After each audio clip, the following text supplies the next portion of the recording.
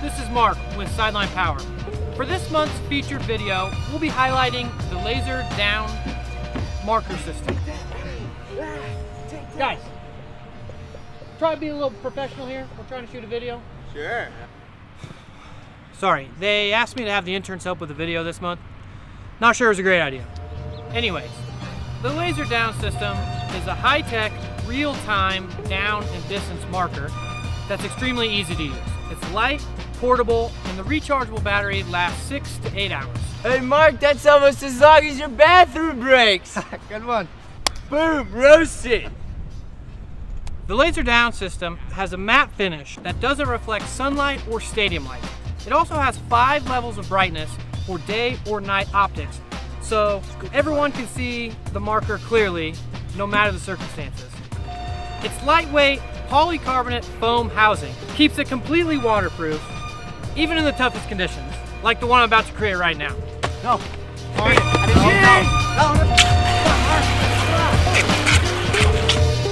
Hello everybody, welcome Ballin W Bill here out here at Midland University with their famous coach Jeff Jamrog, an old friend of mine. First of all, I want to thank Sideline Power and Sports Boards for being big sponsors of Ballin W Bill, and I want to welcome Jeff here today. How are you doing, Coach? Doing well, Bill. Good to be here again. It's been a couple of years and glad to be back with you. It's awesome to have you. Coach, kind of just go over how everything's been going at Midland. You know, you've done an awesome job here getting this thing turned around, and a lot of changes happen here, and just kind of keep us abreast of what's going on here at the university. Yeah, it's been an awesome place to work. Have great support from our administration. President Jody Horner has been here my whole duration here as the head coach. Has finished her 6th year. Have a new athletic director, Courtney Thompson, came from out in California, and she's been pleasant to work with. And our staff has done an excellent job recruiting the area. We're proud that, and I don't know the exact numbers, but we have close to 100 Nebraska kids on our team. Wow. And, you know, we recruit the state hard. We're just trying to take the next step, Bill. We've been a program that, you know, we took over a program that was in rough shape. Rough shape, yes. They won 1 game in 2015. 2014, I think they won 2 games, and before Correct. that they won 4. We've had winning seasons every year. We're the only school in the state to do that. We got the most wins in the state the last 6 years, but disappointed that you know, we're just ready to take that next step and try to be a 8+ win team, 9 wins. You know, hopefully in a perfect world, if we stay healthy in that, it can even be better than that. But we got high goals for this football team. Well, you know, just talking about that, because last year you were 6-5, but you've been 7-4. I mean, you're kind of knocking the door. When you look at this conference, you look at 2 schools in my mind, other than the Nebraska schools. That's Northwestern and Morningside. What does it take to move to that level? Because right now they've kind of, I mean, they're in the playoffs every year and almost the Final Four every year. Right. No doubt. And Morningside has been the juggernaut. They've set the standard, the gold standard. They just have a great program. They recruit well, and they got an excellent coaching staff, and they've really had some elite players in this league, first team all-conference players across the board. And the next team that has jumped into the mix of going to the national playoffs the last number of years is Northwestern. Right. Ironically, we played them 6 times, 3 times here at Midland and 3 at their place. The games at Midland have been barn burners. You know, going back to 2000 and I think it was 16 when we played them at our place. We were up 21-7 in the second quarter. I remember that game. Lost by I think it was a field goal, and then 3 years ago it was a game at our place again, and we lost basically on the field goal in the last play of the game. And then this past year, it was overtime, and they got the ball first. They scored. They kicked the extra point. It hits the goalpost, and I'm thinking today's our day. Right. We had 1st and goal in the 10, and unfortunately, you know, had a pass batted down on 4th down, you know, to win the game. So we're that close against that caliber of a team. Right. I should say that, you know, one of the steps of being an elite program, those years that, you know, you have great seasons, typically you stay pretty healthy. And last year, I know it's going to sound like an excuse, but I'm proud of our guys overcoming close to this number, okay, 20 season-ending injuries. And it started at our quarterback position. Oh, I know that's what I want to do too. Right. Yeah. Started at our quarterback position. River Walker was our starter in the opening game, and had an injury to his foot. He was out for the year. So in comes our second team quarterback, E.J. Stewart, and he took over for the rest of that game. And then, and I believe it was early in the second quarter against Northwestern, he breaks his collarbone and he's out for the year.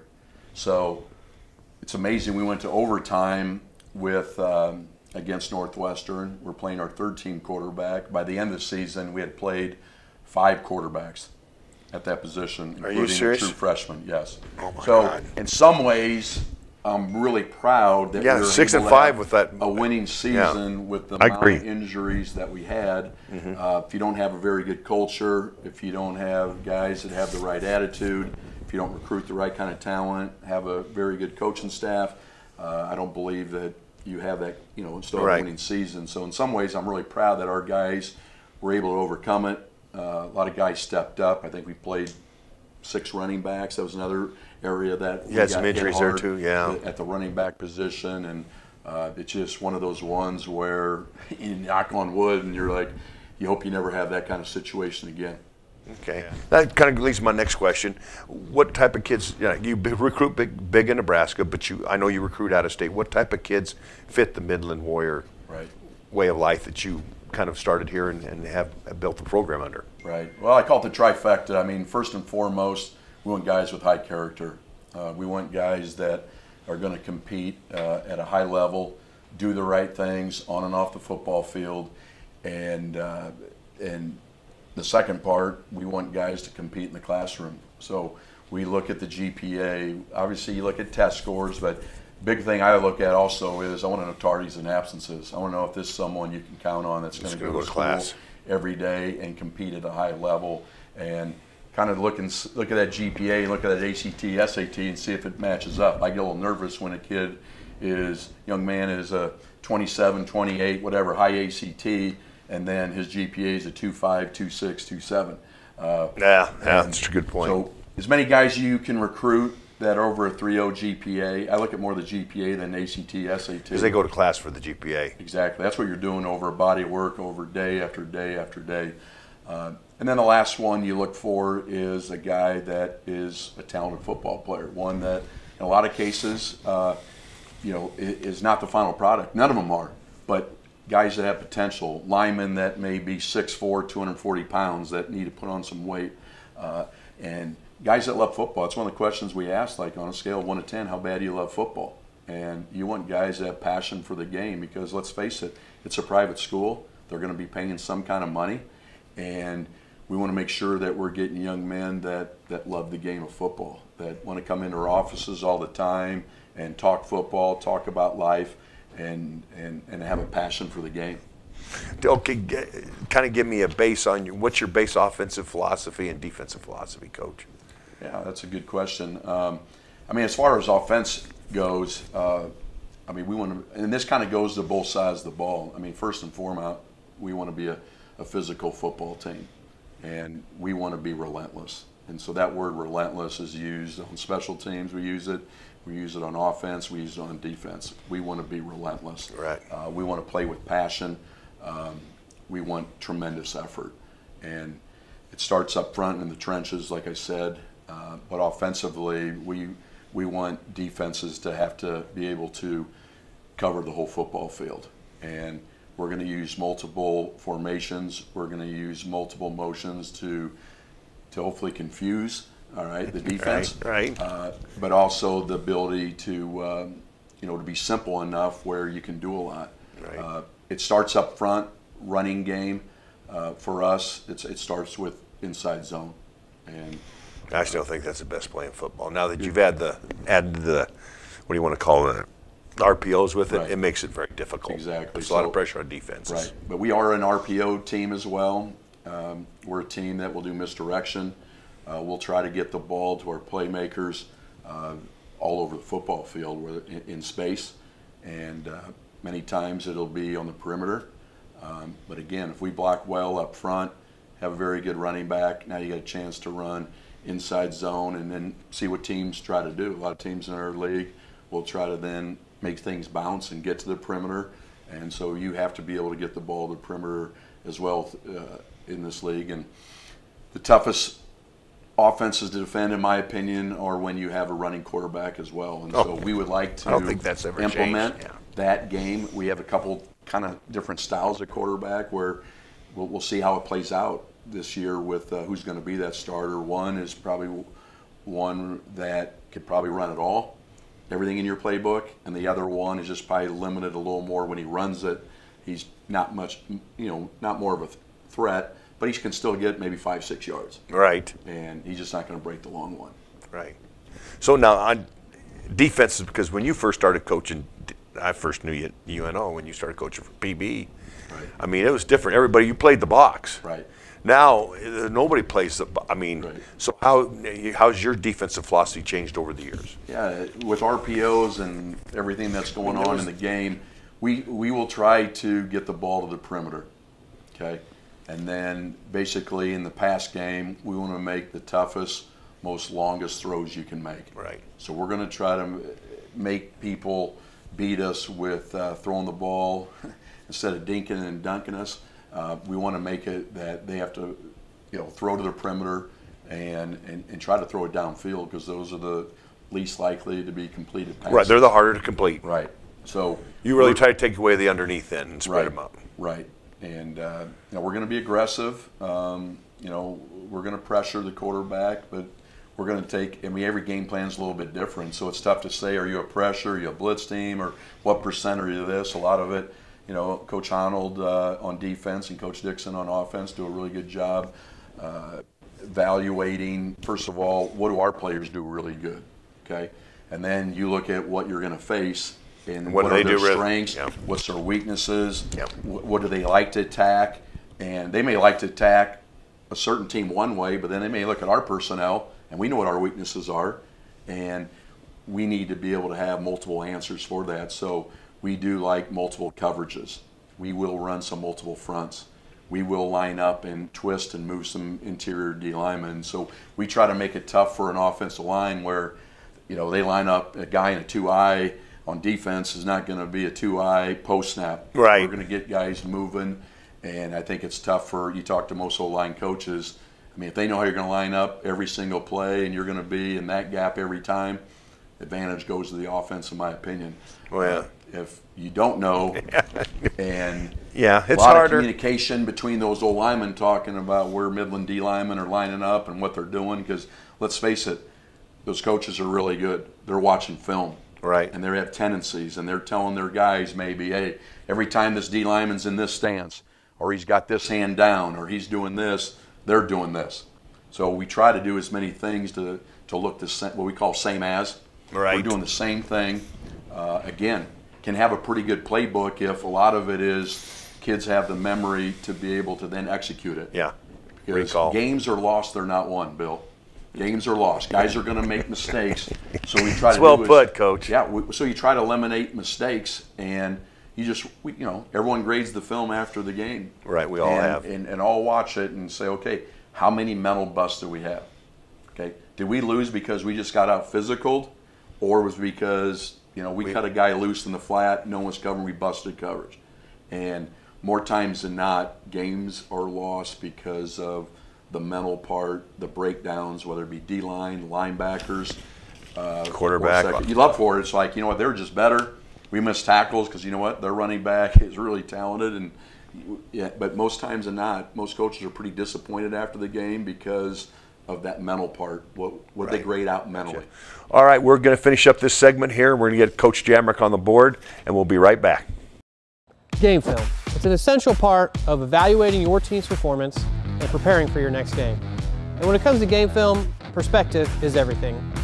If you've been filming with a shaky iPhone footage, film from the top of a stadium, are you even really watching game film? It's time to take it to the next level with the Legacy End Zone camera. And when I mean the next level, I mean way up there. The Legacy End Zone camera is a professional solution to high quality game footage to give your team competitive advantage. Let's take a look at some of the features. Film everything with a Sony HD camera powered with an external power pack battery, sits on a motorized hand tilt unit, extends up to 27 foot with lightweight but sturdy carbon fiber tubing with easy to use quick release latches. You can view all your footage on the 7-inch LCD monitor with a 6-hour battery. Control everything with wired or wireless controls, and it comes with this waterproof travel case.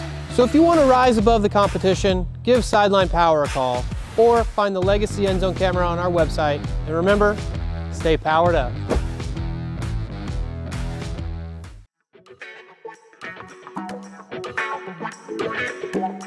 Hello, everybody. Great to be back here with Ballin Bill, Coach Jamrog. We're going to talk some special teams. His specialty, he's been a head coach, D coordinator, special teams coordinator, so he has a lot of background. We're going to go over special teams, something we don't always go over all the time, and it's great to also thank Sideline Power and Sports Boards for being our sponsors. Coach, go ahead and kind of give us what you started about how you got into special teams and kind of how this is kind of your baby now that you're still head coaching. Yeah, no doubt. Well, I was a GA for Coach Osborne in 1988-89. My first job was at the University of South Dakota. After 2 years, head coach got fired, new coach, Denny Crean came in, and asked, I was one of the only assistants that he retained. And he said to me, he goes, Jeff, you can either be our academic coordinator or you can be our special teams coordinator. Which one do you want? And I took special teams coordinator. I'm glad I did. Really enjoyed it over the years. Had a chance to, when I was D coordinator, I still helped with special teams. And then when I went to the University of Nebraska with Coach Solich, 2000, 2003, the first 3 years I was basically handled the defensive special teams, so handled punt return, kickoff coverage, and extra point field goal block. And then the last year with Coach Solich was the special teams coordinator. And being a head coach up at Minnesota State and at Midland now, so 10 years as well, I've been the special teams coordinator. So very important phase of the game. You know, people talk about 3 phases of the game. Right. I already asked you earlier, the 3 phases. You said offense, defense, special teams. And I didn't like your answer. No, you didn't. No, you didn't. It's not alphabetical order, and the word special is being used last.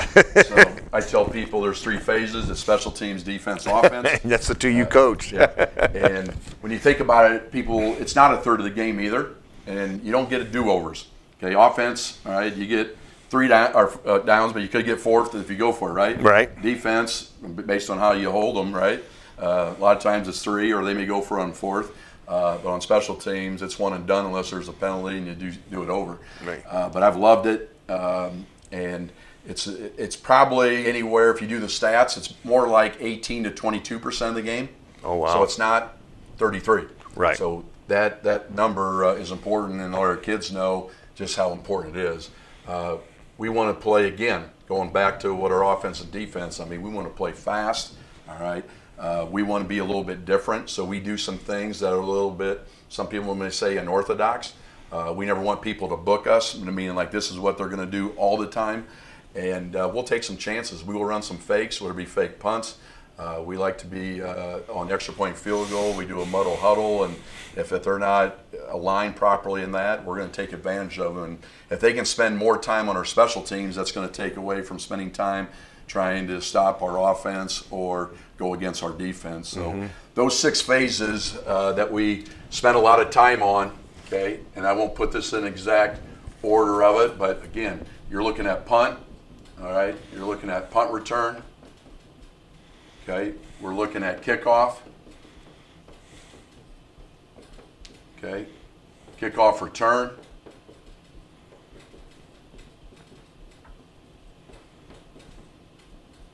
and then obviously extra point field goal. All right, we got names for them all. Call that money team. The block team? Yeah. But punt is what I think we're going to talk about today. We call it pride team. Right. Okay. Most people say the first unit you put in usually is punt. You look at the statistics of winning a game, losing a game. If a punt's blocked, you can pretty much count on that team losing a football game. Yeah. And starts with protection. So the principles of it are a lot like the other units. You know, when you talk to how to release as a gunner on punt team, you know, that's why usually our wide receiver coach coaches that. And You just go down the line of the different positions that are involved on special teams. I think it's very important to put that coach that has the best teaching ability to get a young man to do what you're asking him to do. Gotcha. Is vital as well. And I tell all young coaches, if you want to get an edge in coaching, learn special teams from the get-go. It's probably the least amount. I won't tell you what school I visited as a young coach, but I was blown away. I went to a school, a very prominent school, and in a room with all the coaches, and there was only a couple of coaches in that room that had extensive knowledge on special teams.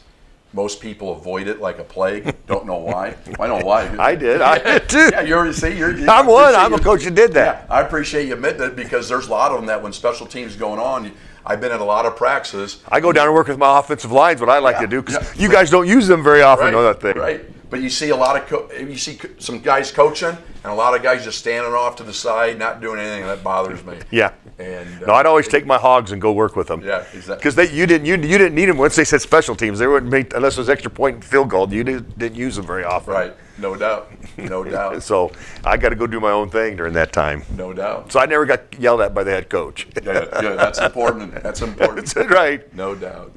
That's what personnel do you mainly use for special teams, coach? Well, that's a great question. I think that's one of the biggest things is the evaluation of personnel and getting the right guy on your teams. And I don't think Coach Pelini would mind me sharing this, but his last year at Nebraska, we brought in a special teams guy from another school and implemented some drills to identify personnel. Oh, really? That's interesting. If you look at his last year at Nebraska, was his best year by far with DeMorney personnel, punt return, and some of the things that happened that football season. He made a commitment, and it really paid off. But identification of personnel is critical. Yeah. And what I see a lot of people do is they already are in their mind right now have who's going to be the starters on special teams without doing the drill work. Right. And finding out. And so we do a really competitive drill work live and find out before we even put in the scheme who we think should be in that position, in that position. I don't know how many people do it that way. That's interesting. Right. And it's really paid off, and I think it's really important. I try to develop as many guys as you can because, it's a long football season. Right. Remember we talked about injuries, and then who knows, some guy may be paying more snaps at, I call it snap capacity. Right. You got to find out how many snaps a guy can play in a game. Right. DeJuan Gross was a guy that was a great player at Nebraska that played, I think, 100 snaps one game. But he was a starting punt returner, starting gunner, starting corner, getting a lot of snaps. He is. Some guys can. And you got to make a decision as a head coach and as a special teams coordinator. How he handles all that. Let's just say going down on kickoff. Do you want your best guys on there and now they're starting and have to go 80 yards? Or put a bunch of backups or guys that maybe aren't the best out there and they break one out to the 45. I know. So what we're going to do, I won't get in huge specifics, okay? I know. Morningside might be watching right now. Yeah. But we go with two gunners. Right. Okay, so we have a left gunner out here and we have a right gunner. Okay. We got two tackles. All right, and we got two guards. This is our long snapper. Okay. Mm-hmm. We have a left shield, we have a middle shield, and we have a right shield. What type of personnel do you look for that there? That's a good question. We used to be big, now we're going more linebackers, big tight ends. Okay. We have the capability of directional kicking. All right, I won't go into all the details now. We can go directional right, we can go directional left. All right, we can kick it straight away. Okay. We also have the capability of going a rugby punt. Okay, I like rugby punt. If we have a punter that can do it and do it well, we have the capabilities of directioning it to the right, and rolling out and kicking it to the right. We also have the capability of rolling out to the right, all right, but kicking across his body and kicking it to the left. That takes a pretty good leg. Yes, all right, and based on wind and a lot of different factors and what kind of team they are, will determine what we want to do. Gotcha. Okay. But it's been good. Again, the get-off time is slower with rugby. All right? It's easier to block and pick up all the different kinds of pressures that they may bring. And again, if a punter likes rugbying, and when we recruited some that do like it, again, it's all about net punt. Okay? Oh yeah, you want the return. Everything's about, forget what his average is. Okay. No, remember back in the day, it was always the hang time. Yeah, well but we don't want any returns. Yeah. And if there is a return, I mean, we're getting them right away. And so what we found is the percentage is low on the returnable balls with this compared to kicking it directional or straight away. Okay. So that's the why. Pretty simple in a nutshell.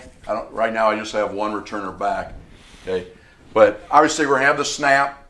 Sometimes he can give the punter, all right, a little leeway, all right, of snapping it, knowing we're going to our right. Okay. We got a couple different ways we can block this. Okay. But I'm going to put right now that we are going to down block. Okay. And block in the B gap and A gap. I won't go over all the fundamentals of it. All right. But initially, that's what they're going to do. Okay. They're going to cut off on the backside A gap and backside B gap with our left guard and left tackle.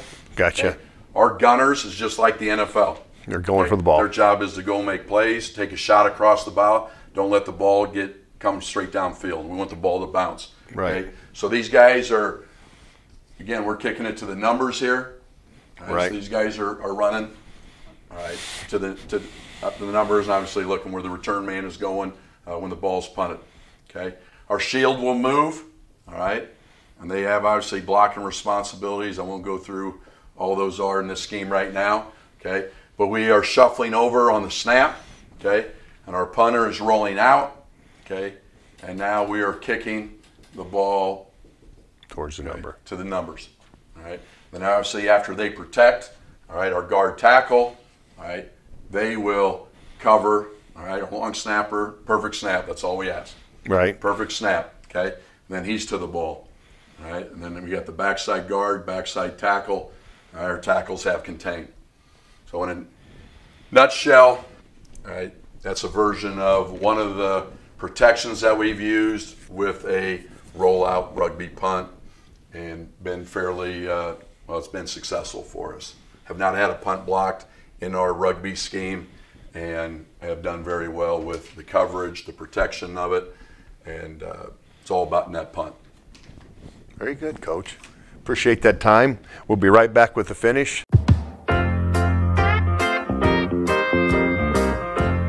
Welcome back here to Ballin W Bill, Coach Jamrog. Let's first talk about you're one of our good customers.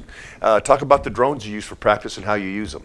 Yeah, the drones have been awesome. Our guys, first of all, they love filming it. They think it's pretty cool because they're playing a video game.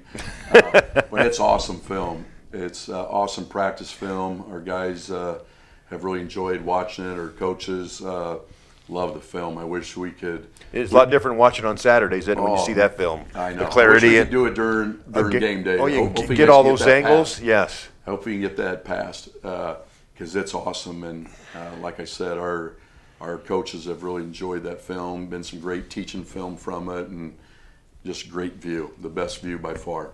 Super. Well, I've known Coach for a while. I'll tell you what, he used to work at you. I remember that's right, you were in South Dakota, but then you came to UNO as defensive coordinator at BB, and my brother was the AD.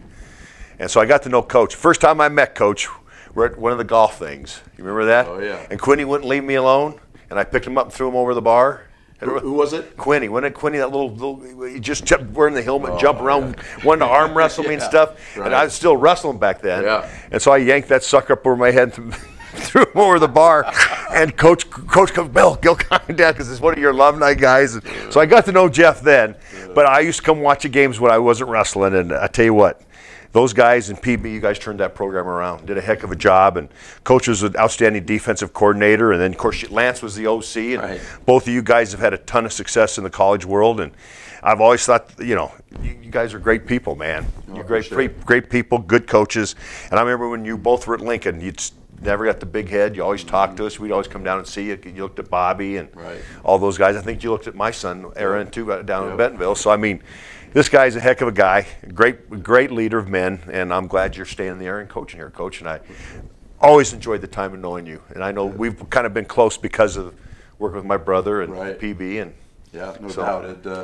Danenhauer name, a lot of respect for. You got a great family, and enjoyed my time there at UNO. It was a great time. I mean, I still look back at those years and say, I mean, 1-10, 3-8, 10-1, and then you're in the playoffs there. Well, that year that we went 10-1, we were picked last in the league and won it. And I still talk to our players every year about take whatever those preseason ratings are and just you can rip up that piece of paper. And that year was special, and that was back in the North Dakota State. They all were in there. South Dakota State, Northern Colorado, and down the line. That was great football, and it was a good time for myself. Because they're all 1AA, and you back then, once you got a turn, you were there in the finals every year with North Dakota State. Right. Or North Dakota, it depends who's up there. But South Dakota State wasn't even that good back then like they are nowadays. When you look to think about it, because you beat them every year when you were there. Right, isn't that crazy how now it's interesting. Some people moved up and have had better success moving up than they did at the level they're at, and then some people. Northern Colorado has not done a thing since they moved out. And they won that national championship back and back till you guys got going. That's a perfect example of the two, that you could just take take Northern Colorado and take South Dakota State and flip the successes almost like they went up, because it was two different programs back in the North Central days. Right. But anyway, this guy, wish him well next year, and he's a heck of a coach and a heck of a man. I'm glad I've known him all these years. Thank you, and have a great day. Great day. Oh, we got to finish up, man. You can cut this. Put your hands here one time, Coach. What I got to do? Like hush, hush. Hush! I got to yell hush? Yes, you got to yell. We want food or money right now. Ready? 1, 2, 3. Hush! Hush! Thanks, Coach. Appreciate it.